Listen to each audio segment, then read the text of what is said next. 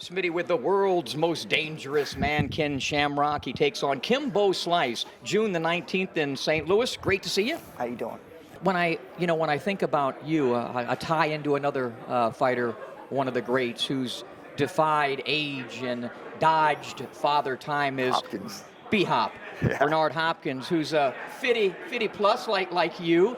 How have both of you managed to stay in this kind of condition for so many years at a high level?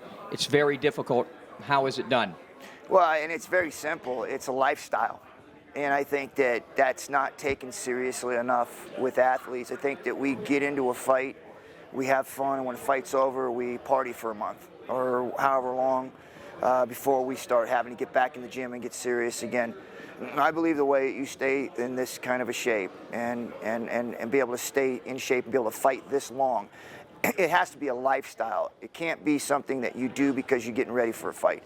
It's got to be every single day. You get up, you take your vitamins, you go to the gym, you work out, you spend time with your family, and you live your life normal like that. It's a job. This is a 24/7 job. Yeah. And we have to take it like a lifestyle, like this is what we do for a living, this is our job, and that we have to go to work 9 to 5 every day, depending on what the schedules are going to be. And it doesn't stop when the fight's over. It's still a job. It's still a thing we have to do.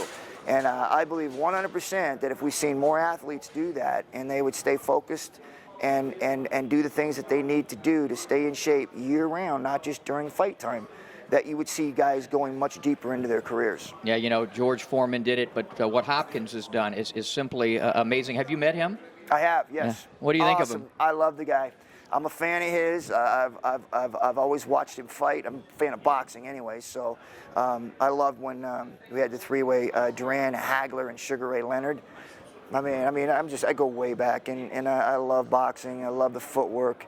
I love this fight right here because what it brings. It's an international fight, and you got two guys that represent the sport at a high level. These guys are classy individuals.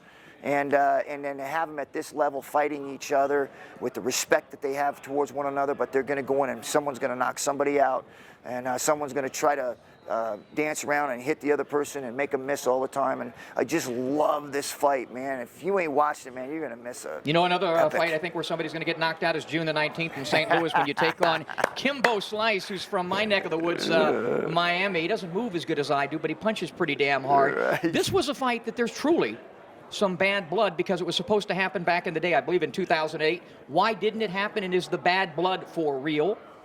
It is real. It was a bad time for me. I was actually, before the fight, my father went into the hospital, and he had a bad case of diabetes and some other things going on with his heart and stuff like that. So I was actually going from the hospital to training the whole time, trying to prepare for the fight. And he told me, he goes, go in there, because I wasn't going to go. I was going to cancel the fight. And it was about 3 weeks out. My father said, don't do that. He goes, go in there and fight this fight and do your thing. He says, I'll be fine. So I was going back and forth, and I was training, getting ready for the fight. And we go down to the fight. And the night before the fight, my father goes into a coma, and I got a call saying, hey, your father's in a coma, what do you want to do? And I was like, man.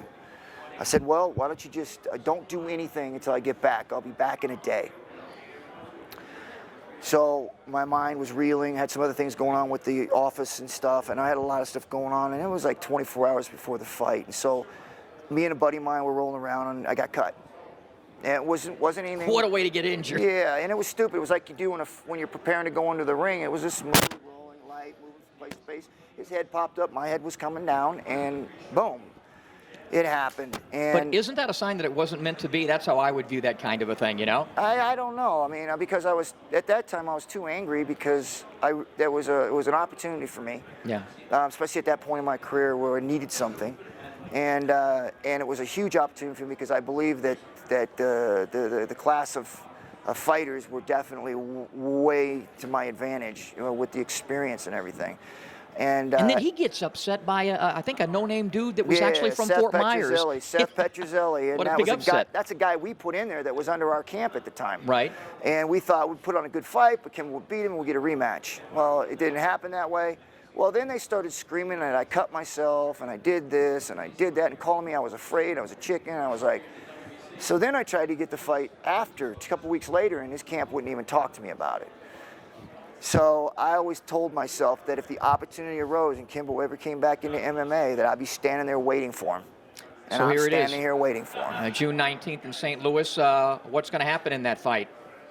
Well, I can say this. He's made mention that he's going to hurt me. And that he's going to break my jaw, he's going to break my ribs. And I'm okay with that. But I just want to make sure that he's okay with it and everybody out there is okay with it. That this isn't a fight that we're going to go in there and, hug each other, at least not in the beginning. He's going to try to hurt me, so I'm going to hurt him. I'm going to hurt him. He's been boxing. I think he's had like 7 pro fights. Do you think that boxing experience will help him against you on the 19th? I think it hurts him. I think it hurts him because he focuses too much on it.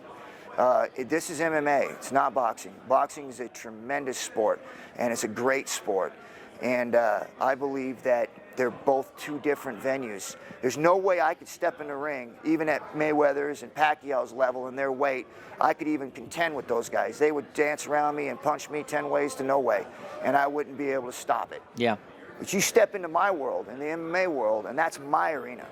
And that's Kimbo. He wants to do the boxing part of it. That's fine. But you're stepping into my world. This is MMA. So look into that camera and tell the folks what's going to happen on June the 19th against Kimbo Slice. June 19th in St. Louis. Kimbo Slice is going to come in. He's going to throw the right. He's going to throw the left. Oh, there goes the takedown. Snap, crackle, and bye-bye, Kimbo. Couple of more minutes with the world's most dangerous man. They call me that with women. I'm considered one of the world's most dangerous men. Me, Don Johnson, and Bon Jovi, but that's a different episode. Yeah. You were talking to me prior to the start of this, and it was really interesting, I thought, what you were talking about MMA and boxing and, how it upset you the way the two were feuding for so long. And, it's hard to go into a gym here in Las Vegas and not be a part of both. And you said something just now. When I think boxers can, or MMA guys can improve a little bit with their technique with boxing, but I just think if you're going to be a boxer, train to be a boxer. If you're going to be an MMA guy, train to be an MMA guy. Add a little bit of boxing to it, but if you add too much, you're not going to be able to do the things because you're all out of position and everything. Your thoughts on that? My thought is this, and I could be wrong on it, but I believe it's easier for a boxer to come into MMA as it is for an MMA guy to come into boxing. It's just so, boxing is so technical, and it's one discipline. And people work on it since they're 5 years old, all the way up with footwork, positioning, angles, quickness, all of that stuff. MMA, if you could bring a boxer into MMA, you teach him how to not get taken down. One thing, defend the takedown. And now when you're standing up, you're that good at boxing, if you could stop the takedown, that you could cause a whole lot of damage standing up because you're able to stop a shot. So it's a whole lot different than an MMA guy going to boxing, because now you got to learn footwork, because it's different in MMA with your footwork. You got to learn how to move and angles, because it's different in MMA. So you're learning and the combinations are different too. Even the stance. Everything. Yeah. So now you got to learn this whole new world, as opposed to a boxer who's going to come into MMA. You just got to learn not to get taken down. Learn to learn the defense to a takedown. Yeah, Muhammad Ali told me when I was a little boy, and we were talking about wrestling, because he loved Gorgeous George. He said, man, I could never beat a wrestler. And he actually went in there against Antonio Inoki back in the day, and Antonio kept kicking, and it really messed up Ali's legs. But yeah, they're 2 different disciplines. Obviously, you have excelled at one, a Hall of Famer. And I tell you what we're going to do, because we've never done a show with an MMA guy on In This Corner. We've done 60 shows with the greatest fighters past and present. When you're done with this, we'd like to schedule something where we sit down with you and we talk about your entire life and career, because it's a fascinating life. And then I normally get inside the ring with the great fighters. I don't know how that's going to work out. I might have to get a fill-in, because I don't know how to get taken down. I'm not too good on the ground, man, but it'd be great. And anyway, best of luck. June the 19th, he takes on Kimbo Slice in St. Louis, the world's most dangerous man, Ken Shamrock. Thanks. Appreciate it. Thank you very much. God bless.